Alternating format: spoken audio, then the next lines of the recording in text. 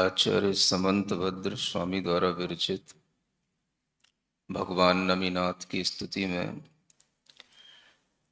नमीनाथ भगवान का नाम लेते ही हो सकता है आप लोग सोच में पड़ गए हों, ये अचानक से कौन से भगवान हमारे बीच में आ गए। कौन से भगवान की बात कर रहा हूं मैं?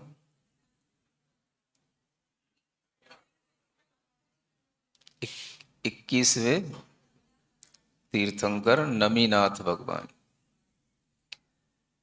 वह भगवान की स्तुति हम क्यों करते हैं, हमें क्यों करना चाहिए, स्तुति से हमें क्या फल मिलता है, और वह स्तुति करने वाला स्तोता किस लिए भगवान की स्तुति करता है, इन सब बातों के बारे में अगर हम जानना चाहें तो इस काव्य को हम पढ़ सकते हैं। प्रत्येक व्यक्ति भगवान की पूजन तो करता ही है, और वह पूजन ही एक तरह की स्तुति होती है। किंतु जो आप लोग पूजन करते हैं उस पूजन में स्तुति होती है कि नहीं होती, ये मैं 100% तो नहीं कह सकता, लेकिन ये बात 100% कह सकता हूं कि अगर आप भगवान की स्तुति करते हैं तो उसमें भगवान की पूजन भी हो जाती है। क्योंकि स्तुति में भगवान के गुणों का कीर्तन होता है, भगवान के गुणों का बखान होता है। आप लोग जो करते हैं उसमें भगवान के गुणों का बखान होता कि नहीं होता, ये मुझे अभी 100% क्लियर नहीं है। क्योंकि जब कभी हम आपके मुख से आवाज़ें सुनते हैं, घेवर रबड़ी ले आया, चरणन चढ़ाया, तो मुझे समझ नहीं आता कि इससे भगवान की कौन सी स्तुति हो रही है। तो इसलिए थोड़ा सा विचार करना जरूरी है कि भगवान की जो हम स्तुति करते हैं वो क्या कहलाती है। तो आचार्य कहते हैं कि अगर हम भगवान के गुणों का कीर्तन करते हैं, भगवान के गुणों का कथन करते हैं, तो वो स्तुति कहलाती है। स्तुति पुण्य गुणोत्कीर्ति है। पुण्य गुणों का कथन करना स्तुति कहलाता है। और ऐसी स्तुति कोई भी स्तुति करने वाला जो साधु है, श्रावक है, सज्जन पुरुष है, वह भगवान की स्तुति किस लिए करता है। तो आचार्य कहते हैं भगवान की स्तुति से हमें कुशल परिणामों की प्राप्ति होती है। हमारे भाव शुभ होते हैं, हमारे परिणामों में निर्मलता आती है। भगवान की स्तुति करोगे तो आपके परिणाम विशुद्ध होंगे, निर्मल होंगे, और वह निर्मलता तब आएगी जब हमारे कसायों में मंदता आएगी। तो भगवान की स्तुति करने से कसायों में भी मंदता आती है। जब कसायों में मंदता आएगी तभी आपके परिणामों में शुभता आएगी, निर्मलता आएगी। इस उद्देश्य के साथ में भगवान की स्तुति की जाती है। आप लोग भगवान की स्तुति करते तो होंगे ही।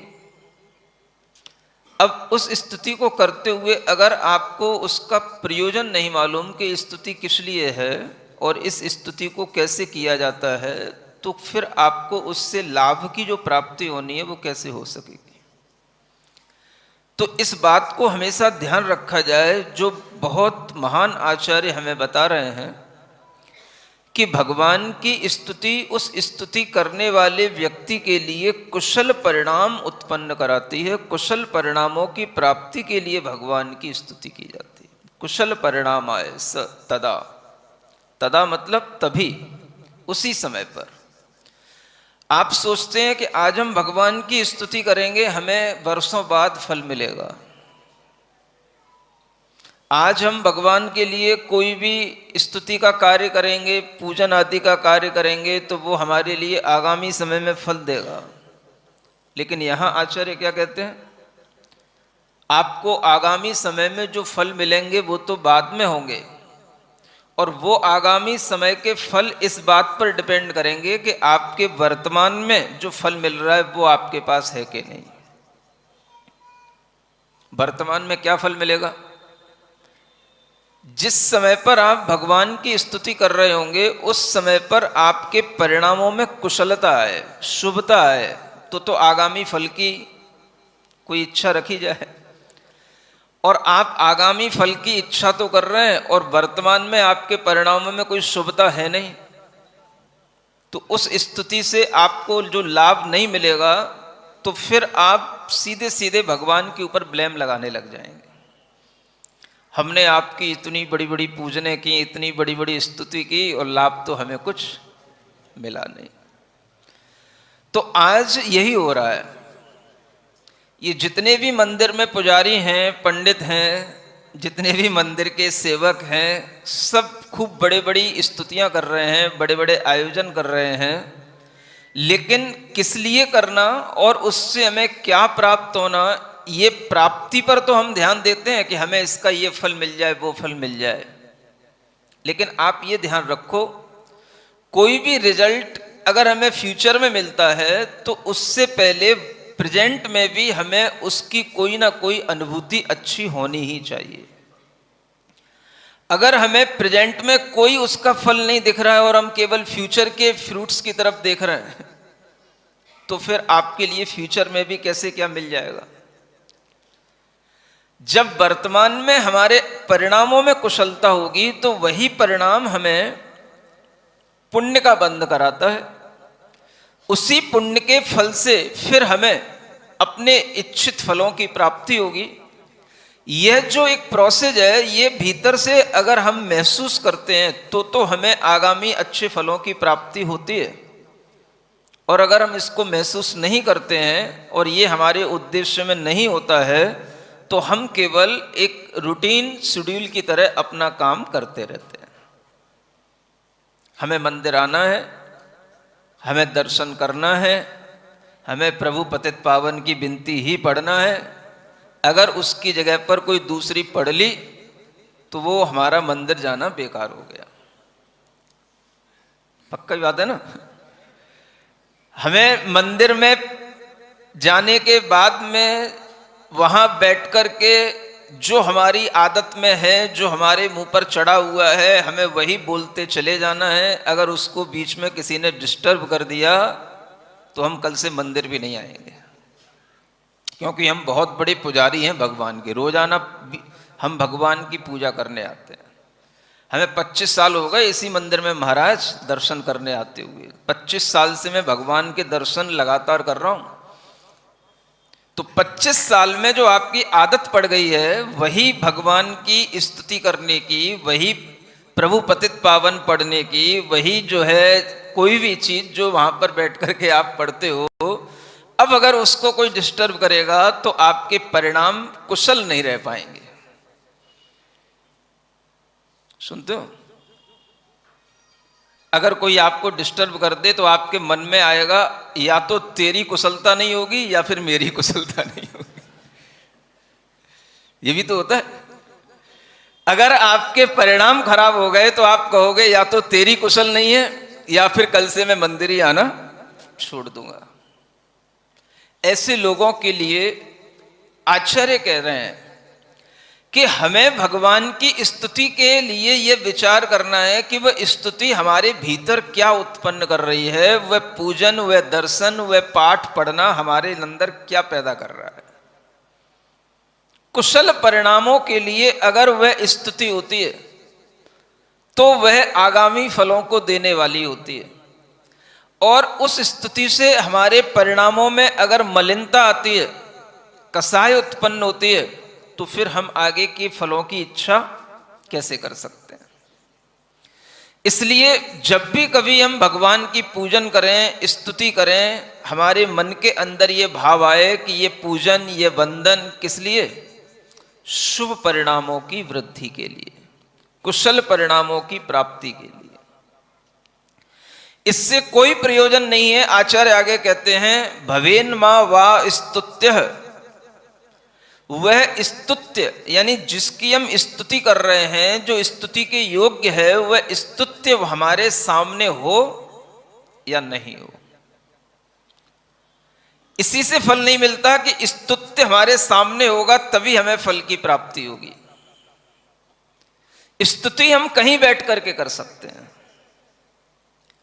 कई लोगों को इस बात की भी जिद रहती है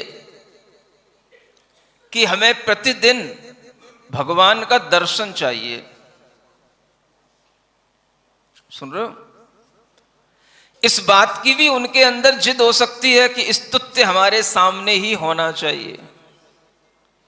तो अब स्तुत्य तो दो रूपों में है, या तो साक्षात अरिहंत भगवान हो या फिर उनके बिंब हो। अब अरिहंत भगवान साक्षात आपके सामने है नहीं है, तो आप बिंब से अपना काम चलाते हैं, और कभी अगर बिंब भी सामने ना हो तो क्या करोगे? बोलो। टीवी में देख लोगे? अरे वाह, आजकल तो एक बहुत अच्छा काम हो गया, मोबाइलों में ही सब, सुबह से पूजा देखो, सब धाराएं देखो, मोबाइलों में ही सब जगह जगह के तीर्थों के दर्शन कर लो। ये तो मैं भूल ही गया था, इतनी अच्छी सुविधा आपके पास में उपलब्ध है। अब जिनके पास में टीवी ना हो वो क्या करें? जिनके पास मोबाइल ना हो वो क्या करें? वो आप लोग नहीं, वो हम लोगों की बात है। हम क्या करें? आपके मोबाइलों में देखें क्या करें? आचार्य क्या कह रहे हैं, क्या स्तुति होती है, ये तो हम कभी सुनते ही नहीं, हम सिर्फ अपने मन की करते हैं। अगर हमारे सामने स्तुति नहीं है तो किस रूप में नहीं है? देखो, चार चीजें होती हैं, एक द्रव्य, एक क्षेत्र, एक काल और एक भाव। द्रव्य रूप में स्तुत्य कैसा होगा? साक्षात अरिहंत भगवान हमारे सामने होना, उनके बिंब होना, उनका द्रव्य होना। भाव रूप में भी वह उसी साथ में होगा, जब उसी भाव के साथ में वह स्तुत्य होगा तो वह भाव रूप भी स्तुत्य कहलाएगा। क्षेत्र रूप में स्तुत्य तब कहलाएगा जिस क्षेत्र में वह हमारे सामने हो, उस क्षेत्र में हम भी उपस्थित हों। और काल रूप तब कहलाएगा जिस काल में वो हो, उस काल में हम भी हों। तो अब आप इन चार चीजों में सोचें, कितनी चीजें आपके पास हैं और कितनी चीजें आपके पास में उस स्तुत्य के लिए नहीं है। क्या समझ आया? अगर हम भाव रूप अरिहंत भगवान की बात करें तो भाव से अरिहंत यहां नहीं है। द्रव्य से भी अरिहंत की हम बात करें तो अरिहंत भगवान जो द्रव्य से माने बनने ही वाले हैं वो भी नहीं है। जिन बिंब है वो अलग बात। क्षेत्र की बात करें तो ना वो क्षेत्र है और ना वो काल है। समझ आ रहा है? अगर हम साक्षात अरिहंत भगवान की बात करें तो अभी हमारे इस क्षेत्र में भगवान अरिहंत साक्षात नहीं है। काल की अपेक्षा से देखें तो इस काल में भी नहीं है। लेकिन अगर द्रव्य और भाव की बात करें तो वो आपके विश्वास पर डिपेंड करेगा। आपको विश्वास है कि कहीं ना कहीं कोई वह आत्म द्रव्य ऐसा है जो अरिहंत परमेष्ठी के भावों से विद्यमान है, और उस द्रव्य और भाव की उपस्थिति भले ही यहां नहीं है लेकिन कहीं ना कहीं है। ऐसा आपके मन में विचार आएगा? अगर वो आएगा तो ही आपके लिए वह द्रव्य और भाव से तो उपस्थिति हमेशा दिखाई देगी, क्षेत्र और काल से उपस्थिति भले ही आपके सामने हो या ना हो।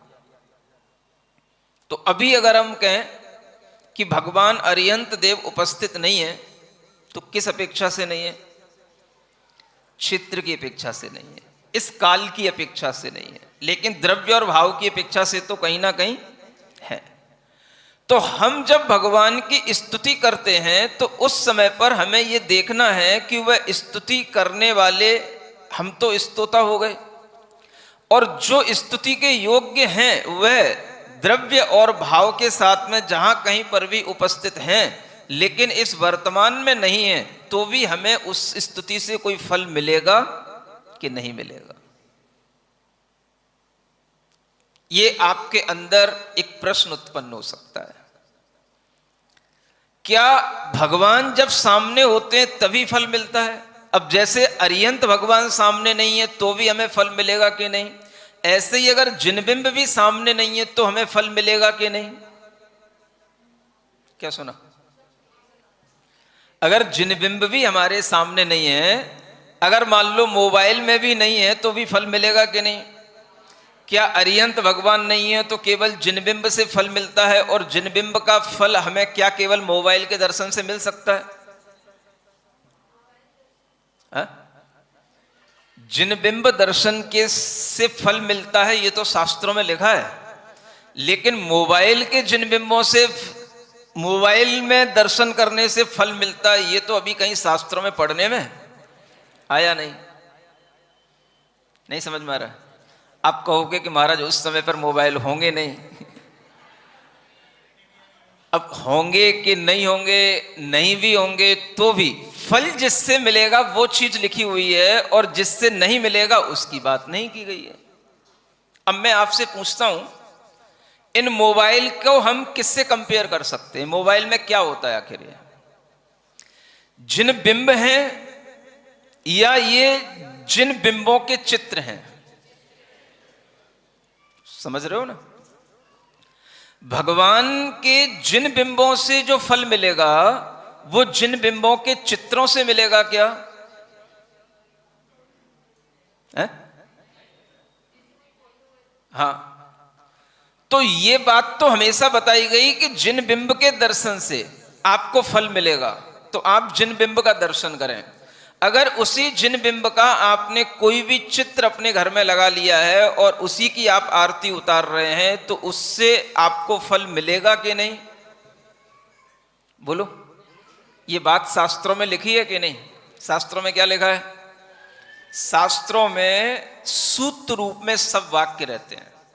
अगर ये लिखा है कि जिन बिंब के दर्शन से हमारे कर्मों का नाश होता है, तो जिन बिंब के ही दर्शन से होगा, फिर वो जिन बिंब के जो फोटोज होंगे उनसे नहीं होगा। तो सूत्र वाक्यों से ही ये बात निर्धारित हो जाती है। इसीलिए कोई भी व्यक्ति जिन बिंबों के दर्शन करने के लिए मंदिर तक पहुंचता है, मंदिर दूर भी हो तो वहीं पर जाएगा, ना कि उनका एक बार फोटो खींच के ले आए, अपने घर की वॉल पे लगा ले और फिर जो है उसी को देखता रहे, भाई मैंने तो जिन बिंब के दर्शन कर लिए।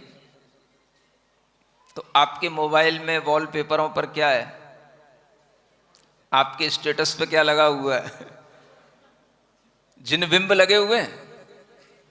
तो अगर आपको जिन बिंब के दर्शन का भाव है, तो क्या इससे आपका काम चल जाएगा? इससे आपके अंदर कुशल परिणामों की प्राप्ति हो जाएगी, या इससे आपके अंदर विशुद्धि उत्पन्न होने से आपको पुण्य का लाभ मिल जाएगा? बोलो, विचार करो। आप कुछ विचार करते ही नहीं हो, सब चलता रहता है अंधाधुंध। भगवान जिनेंद्र देव के दर्शन करना, उनकी स्तुति करना, भले ही वो दर्शन हमारे सामने नहीं भी हो तो कोई बात नहीं, लेकिन उस स्तुति के प्रति स्तुति का भाव अगर हम दूर बैठ करके भी करते हैं और वह स्तुति हमारे सामने नहीं भी हो, उस क्षेत्र में उस काल में नहीं भी विद्यमान हो, तो भी आचार्य समंत भद्र महाराज कहते हैं आपको फल की प्राप्ति अवश्य होगी। क्या सुन रहे हो? किसकी प्राप्ति होगी? कौन से फल की? जो स्तुति का फल होगा उस स्तुति के फल की प्राप्ति आपको अवश्य होगी। ये बात आपके दिमाग में कहां है? आपके लिए अगर दर्शन नहीं हो रहा है तो आप मोबाइल पे दर्शन करके काम चला रहे हो, तो इसका मतलब है ये बात आपके लिए दिमाग में नहीं है। और उस समय पर क्या आप मोबाइल सामने रख करके उदक चंदन करते हो? क्या है? क्या करते हो कि मोबाइल के ऊपर ही धारा कर लेते हो? हाँ, यही बैठे भगवान, उसी के सामने लड्डू चढ़ा देते हो, क्या कर लेते हो मोबाइल के सामने। ये विचार करने की बात है कि आपको केवल मोबाइलों में दर्शन करने से शुभ परिणामों का बंद होगा क्या, आपके परिणामों की कुशलता आएगी क्या, या आप केवल इससे हैप्पी हो जाएंगे कि हाँ आज हमने ये भी देख लिया, आज ये भी देख लिया, आज ये भी देख लिया, आज ये भी देख लिया, 5 मिनट लगे हमने 10 जगह के भगवान के दर्शन कर लिए, वाह भगवान बहुत दर्शन हो गए, बहुत खुश हो गए। सुनते हो, लाभ किससे मिलेगा? स्तुति करने से।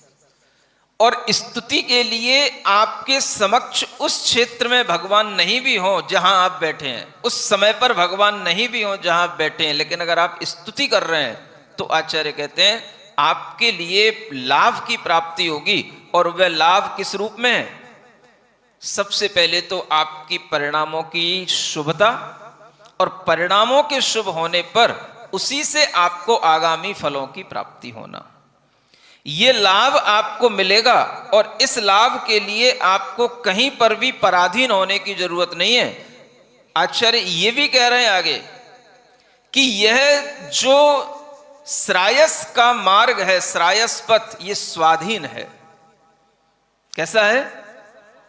धर्म का मार्ग पराधीन नहीं होता, आत्म कल्याण का मार्ग पराधीन नहीं होता, ये स्वाधीन मार्ग है। जब सीता का हरण हुआ और सीता रावण के लंका में पहुंच गई और ऐसे उद्यान में पहुंच गई जहां पर कुछ भी नहीं था। सुन रहे हो? क्या नहीं था? कुछ भी नहीं था, लेकिन सब कुछ था वहां। एक बात पर आपने कभी विचार किया कि सीता, राम, ये सभी जो है भगवान जिनेंद्र देव की स्तुति करते हुए वन में भी अपना जीवन निकालते थे। मुनि महाराज कभी वन में मिल गए तो उनको भी पड़गान करके आहार दिए हैं। और जब वही सीता रावण के यहां पहुंच जाती है तो जब तक उसने क्या विचार किया, मुझे जब तक कोई राम की वार्ता सुनने को नहीं मिलेगी, राम का कोई समाचार सुनने को नहीं मिलेगा, तब तक मेरे आहार जल का त्याग है। क्या सुना? उस समय पर उसे भगवान का दर्शन होता था कि नहीं होता था? क्या वहां मंदिर था कि नहीं था? वह भगवान के दर्शन के लिए लालायत थी कि नहीं थी? क्या सुन रहे हो? कुछ नहीं था।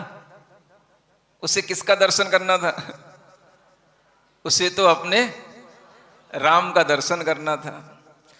उसने आहार जल का त्याग किया, किसके लिए किया?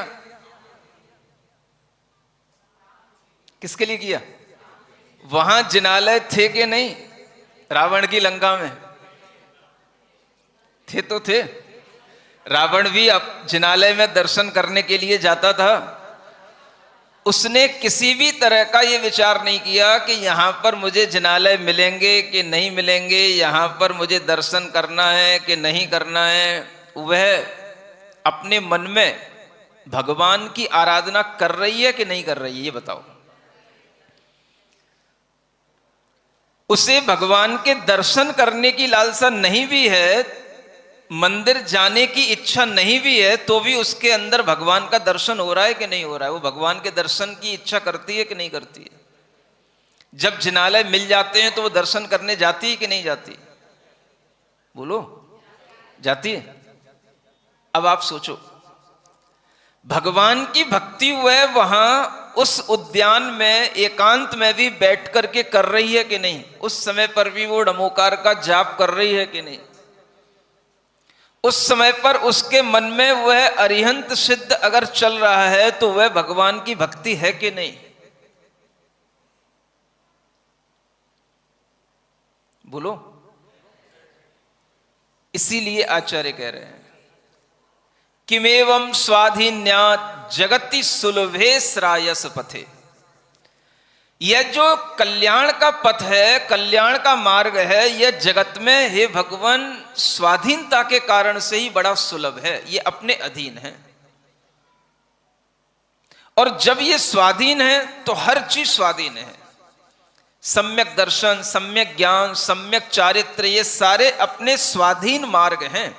और इस स्वाधीनता के साथ ही जो इस मोक्ष मार्ग पर चलता है वह हमेशा हे भगवान इन गुणों की प्राप्ति करता रहता है। और इन गुणों की प्राप्ति करने के लिए किसी को पराधीनता है ही नहीं, सब स्वाधीन है।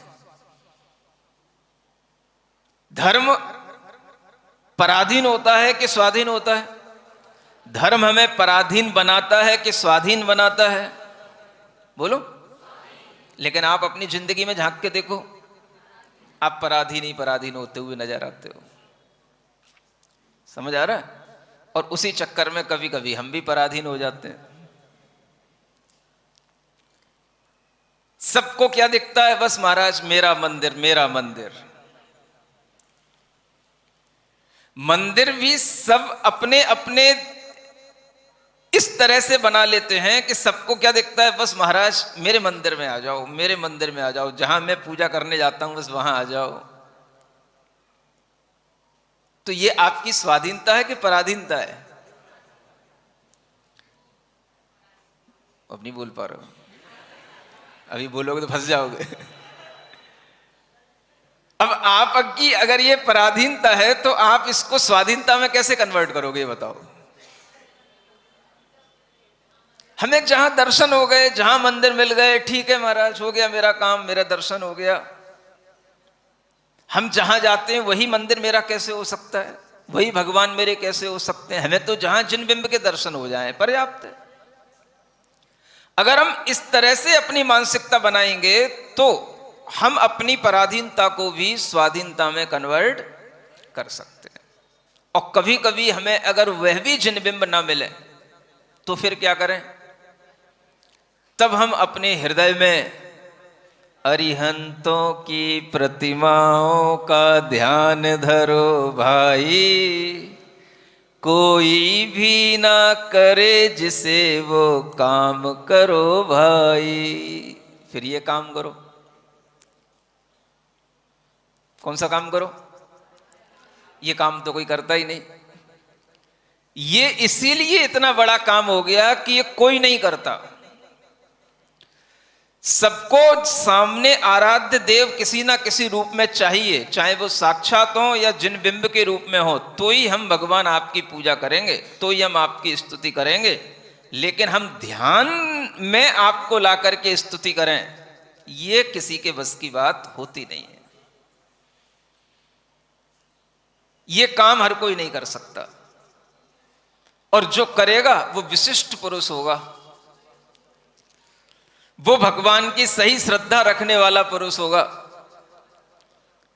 जिसके सामने कुछ ना हो और वो बैठ जाए एकांत में, भले ही चाहे वो ट्रेन में बैठा हो, चाहे वो किसी फ्लाइट में जा रहा हो, चाहे वो अपने घर के किसी कोने में बैठा हो, चाहे किसी गार्डन में बैठा हो, और बैठ करके जो भी उसे भगवान के पहले दर्शन हुए उनका स्मरण करेगा, और वह स्मरण करते करते भगवान की स्तुति करने लग जाएगा।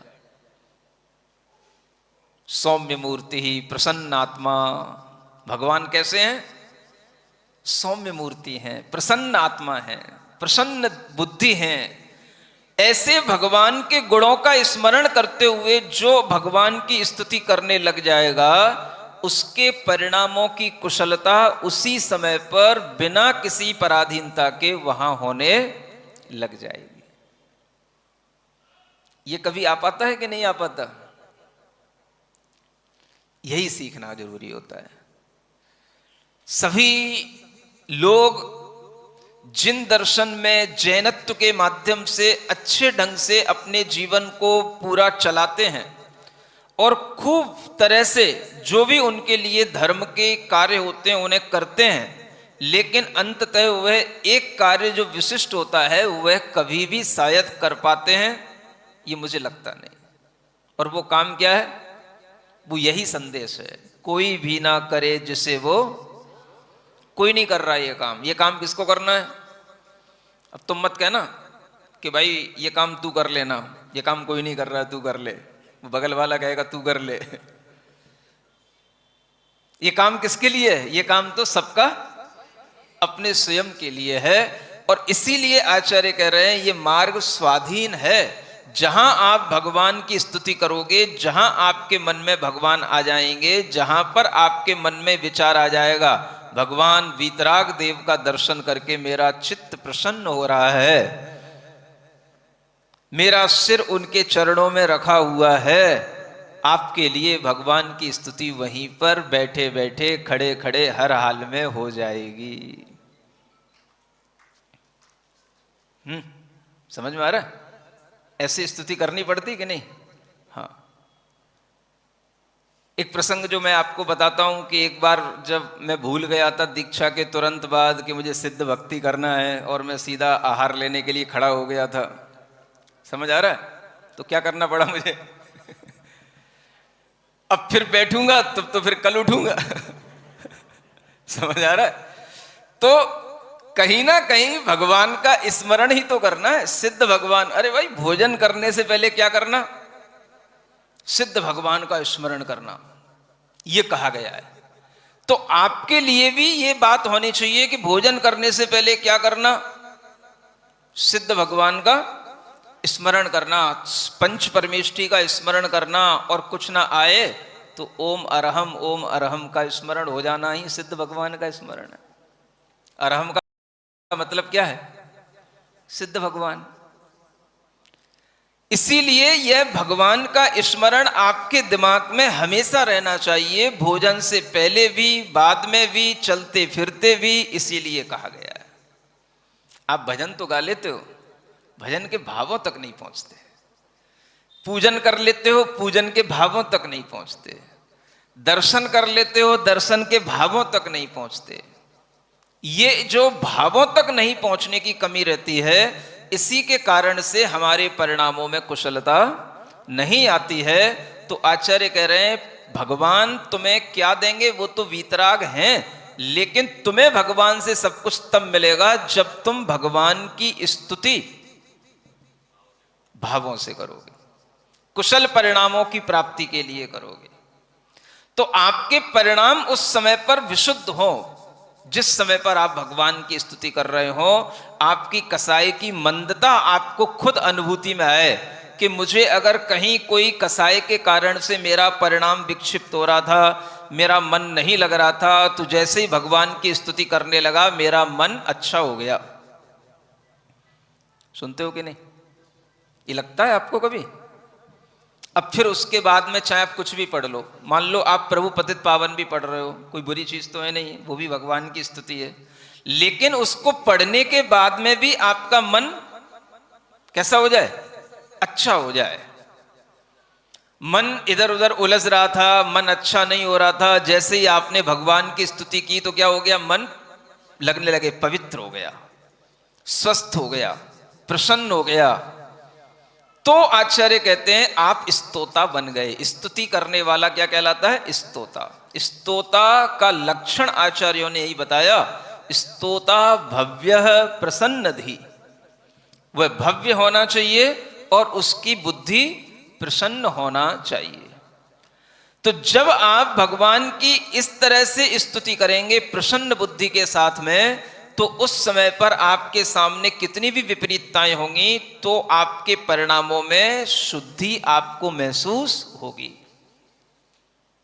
सीता रावण के यहां है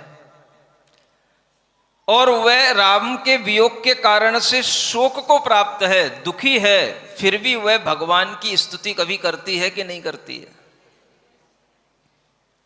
और जब स्तुति करेगी तो उस समय पर उसका मन प्रसन्न होगा कि नहीं होगा? राम को भी कभी कभी जब खेद खिन्नता होती थी तो वह भी भगवान की स्तुति करके मंदिर में बैठ करके भगवान की स्तुति करके प्रसन्न हो लेते थे, और जब मंदिर नहीं होता था तो जहां बैठ जाते थे वहीं पर प्रसन्नता आ जाती थी।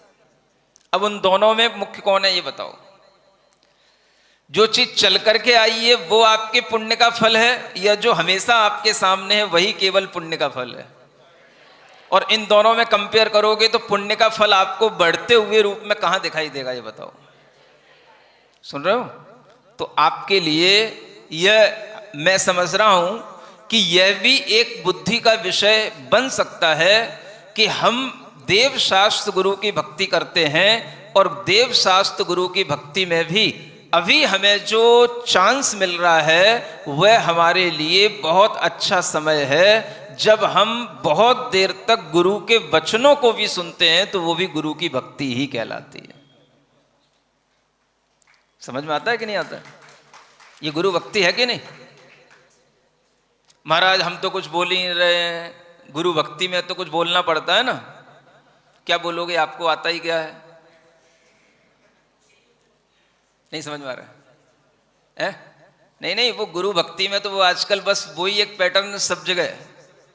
सावन का महीना होगा, उसमें होगी, क्या होगा उसमें?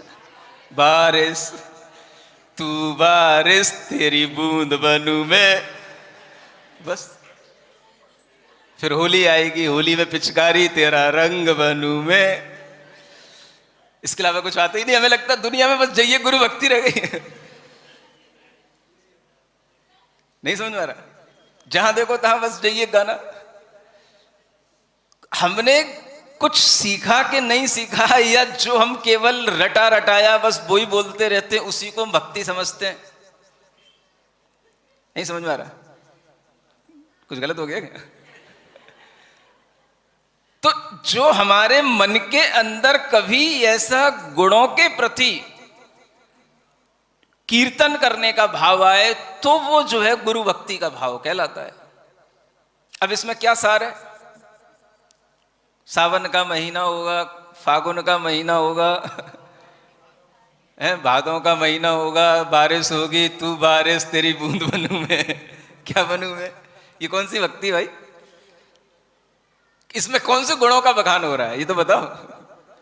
जिसमें कोई गुणों की स्तुति हो रही हो, कुछ उसमें हमें आत्मिक कोई गुणों का भाव आ रहा हो, कोई उनकी किसी भी तरह के गुणों की प्रशंसा की जा रही हो, तो वो कोई भक्ति कहलाए।